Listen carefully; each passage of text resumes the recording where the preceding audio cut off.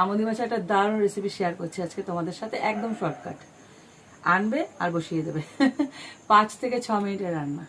তো চলো শুরু করি। মাছের পকোড়ার জন্য একটা ব্যাটার রেডি করব। তার জন্য এখানে নিয়েছি বেসন, চালের গুঁড়ো, লঙ্কার গুঁড়ো, হলুদ গুঁড়ো, আন্দাজ মতো লবণ, ভাজা জিরের গুঁড়ো, পেস্ট করা রসুন, অল্প অল্প করে জল দিয়ে মেশাতে হবে। ব্যাটারটা ঠিক এরকম ঘনত্বের হবে, খুব বেশি পাতলাও না, খুব বেশি ঘনও না। দেখো কড়াইটা বসিয়ে দিয়েছি আর তেলটাও ভালো করে গরম করে নিয়েছি। এবার এই যে ব্যাটারটা নিয়ে নিয়েছি আর এই হলো মাছ। একটা করে মাছ ডোবাবো আর ব্যাটারে চুবিয়ে তুলে দেবো। টিক্কি ধরে ফেলে দেবে কড়াইয়ের মধ্যে। কড়াইতে দেবো আর গরম গরম খেয়ে নেবো। তোমরা একদম খাওয়ার আগের মুহূর্তে করবে।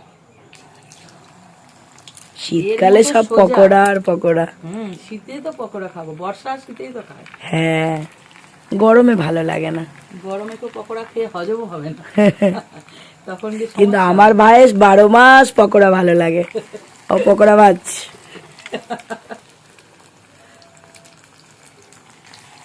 দেখো একদম মুচমুচে পকোড়া পুরো রেডি হয়ে গেছে। এর থেকে বেশি লাল করার দরকার নেই, পুরো ধরবে আর কড়মড় করে খেয়ে নেবে।